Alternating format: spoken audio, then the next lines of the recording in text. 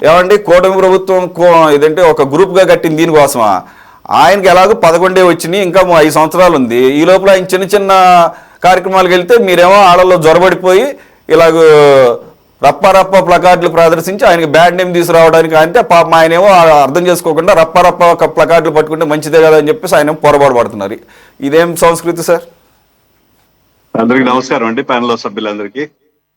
పాతప్పుడు చిన్నప్పుడు జంధ్యాల గారి సినిమాలు చూసేవాళ్ళు అండి. దానిలో అంటే ఆర్టిస్టులు నవ్వకుండా పక్కన నవ్విస్తారు. మన శ్రీకాంత్ గారు చెప్పింది చూస్తే చాలా హాస్యాస్పదంగా ఉంది. మొట్టమొదటిగా దేశం మొత్తం మీద ఫాలోయింగ్ ఉన్న నాయకుడు అని చెప్పడం ఒక హాస్యం అయితే, మా కార్యకర్తలు వచ్చి రప్ప అని జగన్ 2.0 అని చెప్పి ఫ్లెక్స్లు పెట్టున్నారని చెప్పడం అంటే మరీ ఇంకా హాస్యాస్పదంగా ఉంది. మీ నాయకుడు ఇందాక మన సార్ చెప్పినట్టు మన నాయకుడే చెప్పారు రప్ప అని రాస్తే తప్పేంటి, ఏళ్ళు చూపిస్తే తప్పేంటి అని. యాక్చువల్ గా రాజకీయాలు 2 రకాలుగా ఉన్నాయండి. నాయకుడిగా ఎదగడానికి ఒకటి కన్స్ట్రక్టివ్ వే, 2 డెస్ట్రక్టివ్ వే. జగన్మోహన్ రెడ్డి ప్రభుత్వం ఎప్పుడు కూడా డెస్ట్రక్టివ్ వేలోనే పోతుంది. ఎందుకంటే అధికారంలోకి రావడంతోనే మన కూల్చడం, కాల్చడం, నలకొట్టడం, ఎరగొట్టడం ఇట్లే స్టార్ట్ అయింది. భవనాలు కూల్చేయడం, దేవాలయాలు కూల్చేయడం, ఆడమంట పెట్టడం, ఏడమంట పెట్టడం, ఎవరినైనా లోపలేయడం. ఎప్పుడో బ్రిటిష్ వాళ్ళు అప్పుడు ఉన్నప్పుడు ఒక చట్టాలు ఉన్నాయి. 10 మందికి తప్పిస్తే బయటికి రాకూడదు, వాళ్ళ అభిప్రాయం చూపించకూడదు, వీళ్ళకి నోటీస్ ఇస్తాం, అరెస్ట్ చేస్తాం, కేసులు పెడతామని.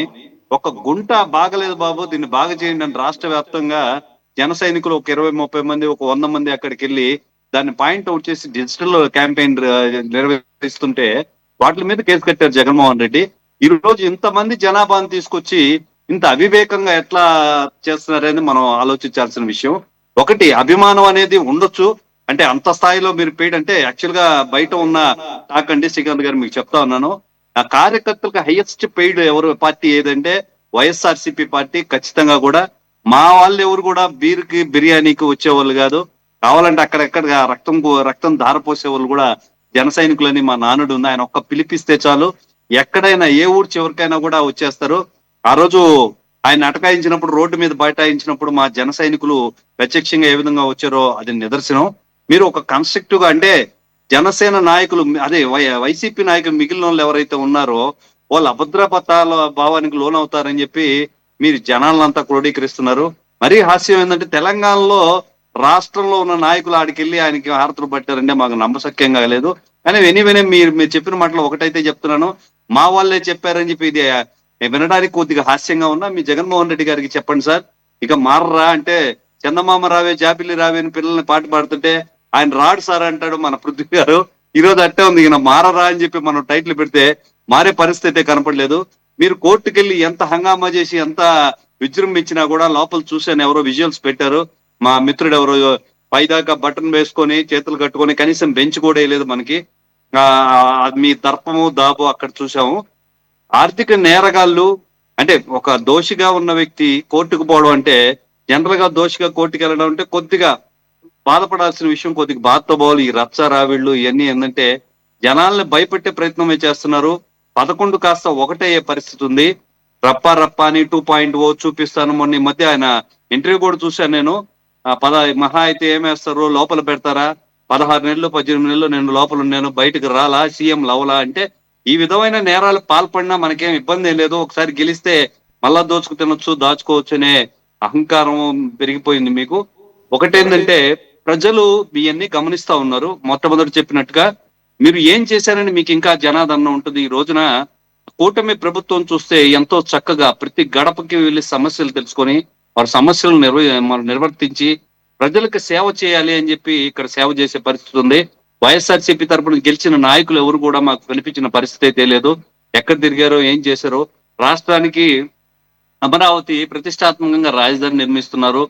ఇంత ఇంత మేలు చేస్తా ప్రజలకి సంక్షేమం, అభివృద్ధి సమపాలలో అందిస్తా ఉంటే మీ నాయకుడికి ఇంత ఫాలోయింగ్ ఎలా వచ్చిందో మాకు అర్థం కాలేదు.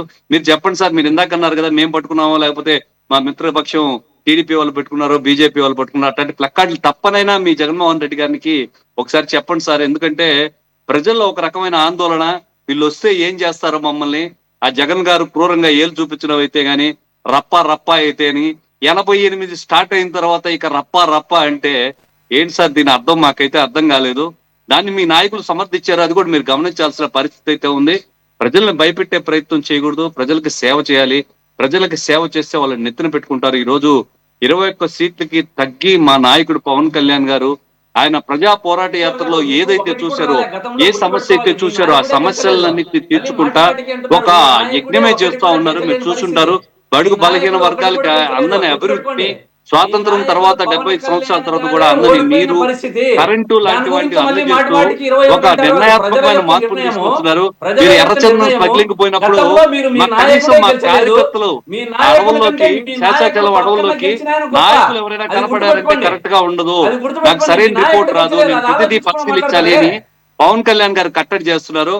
మీరు ముఖ్యంగా ఇందాక మాట్లాడిన వాటిలో హాస్యాస్పదం ఏంటంటే పవన్ కళ్యాణ్ గారికి ఎవరు రారు అని.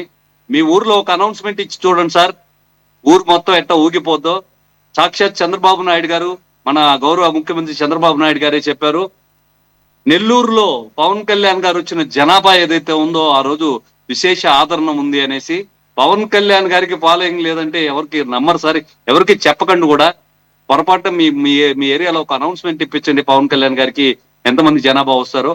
ఎలక్షన్ అప్పటికి ఇప్పటికి ఒక మునిని చూసినట్టు చూస్తా ఉన్నాం. ఎందుకంటే మాకు కందని కార్యక్రమాలు చేస్తున్నాడు. నిన్న కూడా 3 రోజులు ఏదో కాలువ గట్టు కట్టి ఒక నిర్ణయాత్మక మార్పు చేస్తున్నారు. గ్రామాలు, గ్రామ సభలు ఇవన్నీ మర్చిపోయిన పరిస్థితి. 32,000 గ్రామ సభలు ఒకేసారి ఏర్పాటు చేసి గిన్నీస్ బుక్ లో ఏర్పడిన రికార్డు మా పవన్ కళ్యాణ్ గారిది. ఈ కూటమి ప్రభుత్వం అంతా కూడా ప్రజలకి ఏ సమస్యలు ఉన్నాయి, ఏ సమస్యలు తీర్చగలం, మళ్ళా అధికారంలోకి రావాలంటే లాంగ్ ప్యాన్ లో ప్రజలకు ఏ విధంగా సేవ చేయగలమని మేము పోతుంటే మీరు ఒక పక్క రప్ప అంటారు, 28 దాటితే మీకు సినిమా చూపిస్తా ఉంటారు, 2.0 అంటారు. ఏంటి సార్ దీని అర్థం అయితే ఎవరికి అర్థం కావట్లేదు. ఈ వేలు చూపించి ఇట్ట పెడితే కొడతానో లేకపోతే చంపుతానో బెదిరించినట్టు. మీ నాయకుడికి చెప్పండి సార్, మీకైతే కొద్దిగా నాలెడ్జ్ ఉన్నట్టు అనిపిస్తుంది, కొద్దిగా మీరు హాస్యం చేసిన కొద్దిగా నాలెడ్జ్ ఉంది అనిపిస్తుంది. మీ నాయకుడు చెప్పండి, ఇట్లా సమర్థించడం కరెక్ట్ కాదు. అంత బరితెగింపే ఇది. ఒకటి వచ్చి బరితెగింపే, ఇంక వేరే ఏమీ కాదు. మూర్ఖత్వం, బరితెగింపు. ప్రభుత్వాల్లో జీవో ఉన్నట్టు, గవర్నమెంట్ ఆర్డర్ ఉన్నట్టు జీవో ఉంది. ఇసుక తవ్వకాల విషయంలో కూడా మీ అధికారులు మీరు కట్టడి చేసిన జీవో అంటే జగన్ ఆర్డర్ ను మార్చమని చెప్పండి సార్. 11 కట్టబెట్టారు, ఈసారి 1, 2 కూడా మీరు ముడుచుకోవాల్సిన పరిస్థితి అయితే ఉంది. ఖచ్చితంగా కూడా జనాలు ఇవన్నీ గమనిస్తా ఉన్నారు. కన్స్ట్రక్టివ్ వేలో పోండి. ఈసారి మేము పలానా ఈ చేయలేకపోయినాము, రేపు ఈ కన్స్ట్రక్టివ్ గా ఈ కార్యక్రమాలు చేస్తామని చెప్పుకుంటా పోండి. ఒకవేళ అభిమానం ఉంటే మీ నాయకుడు ఫోటోలు పెట్టుకోండి, అంతేగాని ఏళ్ళు చూపిస్తా రప్ప అనడం. ఇప్పుడు శబరిమలలో భక్తులందరూ తిరుగుతా ఉంటే ఆడ కూడా అదే స్టిల్ ఏలు పట్టుకొని చూపిస్తా పోతా. శబరిమలలో అసలు ఆ దేవుడిని తప్పిస్తే వేరే వాళ్ళని స్తుతించడానికి అవకాశమే లేదు. అక్కడ కూడా రప్ప అంటే మీ వెర్రి వేషాలు ప్రజలందరూ గమనిస్తున్నారు. ఖచ్చితంగా కూడా బుద్ధి చెప్తారు. ఈ బరితెగింపు చర్యలు మానుకోమని చెప్పి ఒకసారి చెప్పండి. అదేవిధంగా వైసీపీ నాయకులకు అందరూ కూడా ఈ రోజు లోపలేయడం అనేది పెద్ద విషయం కాదు. మీకు ఏదో ఒక అలిగేషన్ కావాలి. జనాలందరూ బయటకు వచ్చి ఏదైనా అలిగేషన్ దొరికితే దాన్ని ఒక అవకాశంగా చూసుకొని ఏదో చేయాలనుకుంటున్నారు. ఎవడో మన గంజాయి కేసులో ఇరుక్కున్నోడిని, మళ్ళా మీ దోపిడీదారుని, రౌడీల్ని లోపలేస్తే వాటి పరామర్శ పేరుతో మీరు తిరుగుతా ఉంటే మరీ చోద్యంగా ఉంది. ప్రతిసారి పరామర్శ కుదరదండి. ప్రతిసారి ఈ విధంగా చేస్తే జనాలు నమ్మే పరిస్థితి లేదు. ఒక్క అవకాశం అంటే పిల్లోడు ఏదో బాధపడ్డారని ప్రజలందరూ కూడా అవకాశం ఇచ్చారు. కిషోర్ గారు ఒక్క నిమిషం మీరు మధ్యలో ఇసుక అవి అన్నారు. ఇప్పుడు కూడా యథేచ్ఛగా జరుగుతున్నాయి. ఇప్పుడు కూడా కాదు, ఇంకెక్కువ జరుగుతున్నాయి అంటున్నారు. కాబట్టి జన సైనికులు కొద్దిగా బాధ్యతాయుతంగా, లేదంటే కనుక ఏదో పిలిపిస్తే వచ్చేవాళ్ళు కాదు, స్వతంత్రంగా అంటారు. కాబట్టి అది నిజంగానే వారికి ఇంప్రెషన్ ఉంది. కాబట్టి అలాగే ఇంతకుముందు పాట్ హోల్స్ విషయంలో ఎలాగైతే ఒక ఉద్యమంలాగా చేపట్టారో మీరు కూడా ఆలోచించుకోండి. మీ పాత్ర ఉందా లేదా పక్కన పెడితే ఎక్కడికక్కడ జన సైనికులు అవ్వచ్చు, టీడీపీ వాళ్ళు అవ్వచ్చు, ఇటువంటి జరగకూడదు, ప్రభుత్వానికి చెడ్డ పేరు రాకూడదు, ఎమ్మెల్యేలు కొంతమంది ఈ రకంగా పాల్పడుతున్నారని చెప్పేసి చంద్రబాబు నాయుడు గారే అనేక సందర్భాలు అన్నారు. కాబట్టి వాటిని నిరోధించడానికి ప్రభుత్వానికి సహకరిస్తూ ఏం చేయాలో ఒకసారి ఆలోచించుకోండి. అంటే కంప్లైంట్ చేయటం ఎలాగూ, ఎక్కడెక్కడ ఇలాంటివి జరుగుతున్నాయి. రాత్రిపూట 8:30, 9 తర్వాత నేను విజయవాడలోనే చూస్తుంటాను. ఎక్కడ లేని లారీలన్నీ బయలుదేరుతుంటాయి. ఏడకు బయలుదేరుతున్నాయి ఏంటి నాకు అర్థం కాదు. అర్ధరాత్రి 8:30, 9 ఖాళీగా బయలుదేరితే అర్ధరాత్రి 1 గంట 2 భారంగా నిండు గర్భిణిలాగా బయటకు వస్తుంటాయి ఇంత ఇసుకేసుకొని. కాబట్టి విజయవాడ యాక్చువల్గా 30 రోజుల ముందర విజయవాడ చుట్టుపక్కలే ఈ రకమైన పరిస్థితి ఉందంటే రాష్ట్ర వ్యాప్తంగా ఎలా ఉందో అర్థం చేసుకోవచ్చు. కాబట్టి ఏ ప్రభుత్వం ఉన్నా కానీ ఇసుక దోపిడీ ఒకటి, ఇసుక మాఫియా ఒకటి, లిక్కర్ మాఫియా ఒకటి ఆగటం లేదు. గత ప్రభుత్వ హయాంలో లిక్కర్ ఒక పద్ధతిలో జరిగితే స్కాము సెంట్రలైజ్డ్గా, ఇప్పుడేమో నకిలీ మద్యం పక్కన పెడదాం, అదొక రకమైనటువంటి కేసు దాని పక్కన. కానీ ఈ సిండికేట్లుగా ఏర్పడి బెల్ట్ షాపుల విషయంలో మీరు ప్రొయాక్టివ్గా ఉండొచ్చు, ఇకపోతే ఎంఆర్పీల విషయంలో ప్రొయాక్టివ్గా ఉండొచ్చు, అలాగే అవుట్ ఆఫ్ ది అవర్స్లో లిక్కర్ దొరకకుండా కూడా నిజంగా కనుక మీరు ప్రభుత్వంకి చెడ్డ పేరు రాకుండా ఉండాలంటే కనుక ఇండివిజువల్గా కూడా పార్టీ పరంగా ఇంటర్నల్గా కాల్ఫర్ చేసి ఎవరున్నా కానీ కనీసం ఇంటర్నల్గా ఎంక్వైరీలు వేసుకొని దాన్ని కట్టడి చేయగలిగితే ఏంటంటే జనాల్లో ఆ రకమైనటువంటి వ్యతిరేకత రాకుండా ఉంటుంది. అది కూడా ఆలోచన. ఇంకొకటి మెయిన్ సజెషన్ ఏంటంటే స్టీల్ ప్లాంట్ విషయంలో ఇంకా క్లారిటీ లేదు. చంద్రబాబు నాయుడు గారు రీసెంట్గా మాట్లాడిన వాటితో ఇంకాస్త భయాందోళనలు పెరిగినాయి.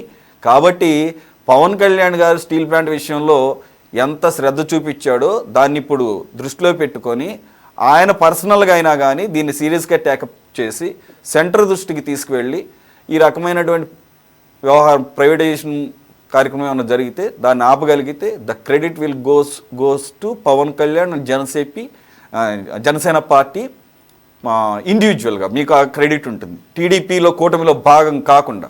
సో ఈ ఓన్లీ సజెషన్స్ అవి సాధ్యపడతాయని కూడా నేను అనుకోవడం లేదు. ఎందుకంటే కూటమిలో ఉన్నారు కాబట్టి కూటమి ధర్మం ఫాలో అవ్వాలి. ఆ కూటమి దాన్ని నడిపిస్తుంది పైనుంచి కేంద్రం కాబట్టి, కేంద్రం తీసుకున్న పాలసీ మ్యాటర్స్ కాబట్టి మనకు పవన్ ఆంధ్య అన్నారు కాబట్టి దానికి నిజమైన గౌరవం ఇస్తే మోదీ గారు పాలసీ మ్యాటర్ని కూడా పక్కన పెట్టి మా వైజాగ్ స్టీల్ ప్లాంట్ని రక్షించగలిగితే మేము ఆంధ్య అని ఒప్పుకుంటాము. అలాగే పవన్ కళ్యాణ్ గారికి పూర్తి క్రెడిట్స్ ఇస్తాం. ఆ దిశగా ఏమైనా చర్యలు తీసుకుంటారని ఆశిస్తున్నాము. మీరు ఇంటర్నల్గా కూడా తీసుకువెళ్ళొచ్చు. గమనిస్తా ఉన్నారు. మీరు చూసినట్లయితే గడిచిన 18 నెలల్లో సాధ్యం కానీ ఎన్నట్టు ఆయన తీసుకొస్తాం ఒక అనాలిసిస్ కి దానికి సంబంధించి అవన్నీ ఒక ఎత్తు సార్, అవన్నీ ఒక ఎత్తు. 100% అండి, మీరు చెప్పింది నాకు అర్థమైంది. ఇది ఒక పెద్ద నిర్ణయం. దీన్ని ఒక మాట అనేసాడు మా ఫస్ట్ లోనే అన్నారు సారు, వైజాగ్ మనందరికన్నా కూడా ఆవేశపూరితంగా అలాగే దాన్ని బాగానే అర్థం చేసుకొని దాంట్లో ఎంతమంది చనిపోయారో వాళ్ళ పేర్లతో సహా పవన్ కళ్యాణ్ గారికి తెలుసు కాబట్టి, దాని చరిత్ర అంతా ఆయనకి తెలుసు కాబట్టి, దాని విలువ తెలుసు కాబట్టి కాబట్టి నేను ఆ పాయింట్లు కాబట్టి అన్ని మిగిలినవన్నీ చేయటం ఒక ఎత్తు అయితే దీన్ని ఆపటం ఒక నమ్మకం అయితే మాకు ఉంది సార్. ఎందుకంటే ఆయన ప్రతి సమస్యని మీకు కాదు సార్ నమ్మకం కలగాల్సింది, మీకు కాదు. మొదట కలగాల్సింది అక్కడ స్టీల్ ప్లాంట్ కార్మికులకు నమ్మకం కలగాలి. ఆ స్టీల్ ప్లాంట్ కార్మికులకు నమ్మకం కలిగిస్తే మాకందరికీ నమ్మకం కలుగుతుంది. ఇన్ ద మీన్ వైల్ ముఖ్యమంత్రి చంద్రబాబు నాయుడు గారు ఎలా పడితే అలా మాట్లాడితే మాత్రం ఆ నమ్మకం పూర్తిగా పోతుంది. కాబట్టి కొద్దిగా ఆ విషయంలో జాగ్రత్త పడతాం, మీకే మంచిది.